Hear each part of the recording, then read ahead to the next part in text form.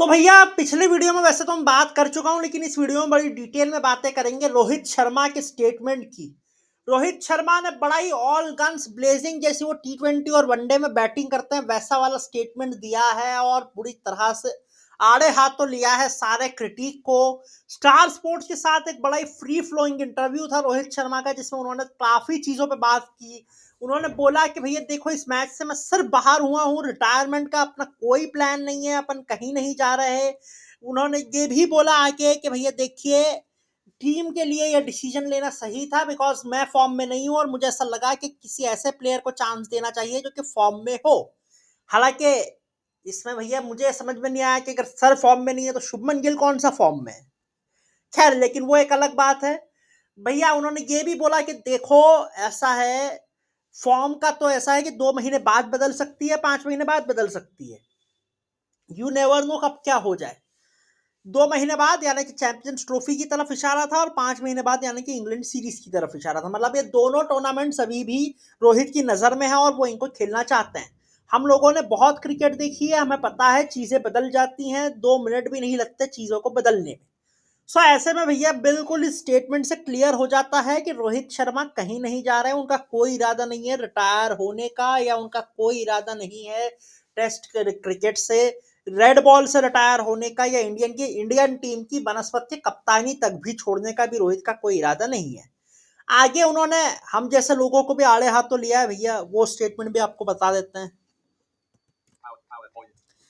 आगे उन्होंने बोला है कि देखो भैया, कोई बाहर अंदर किसी एसी कमरे में बैठा है और उसके हाथ में एक लैपटॉप है, एक माइक है या एक पेन है, और उससे वो कुछ लिखेगा या कुछ बोलेगा, तो उससे मैं रिटायर होने वाला नहीं हूं। मुझ में इतनी अकल है, मैं जो है दिमाग वाला हूँ, समझदार हूँ, सेंसेबल हूँ, 2 बच्चों का बाप हूँ।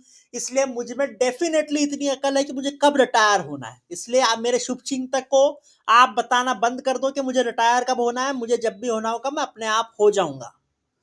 भाई साहब, भाई साहब, भाई साहब, बड़ा ही ऑल गन्स ब्लेजिंग अप्रोच था और ये तो ऐसा लग रहा था हमारे लिए बोल रहे हैं।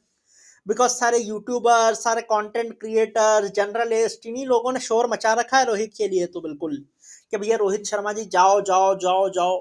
खैर, बोल दिया है। खैर बताओ यार, ये आयरनी देखिए आप, कि स्टार स्पोर्ट्स को इंटरव्यू दे रहे थे और स्टार स्पोर्ट्स की 3 एक्सपर्ट बोले जा रहे हैं रोहित भैया रिटायर हो जाओ, रोहित भैया रिटायर हो जाओ। क्या बात है।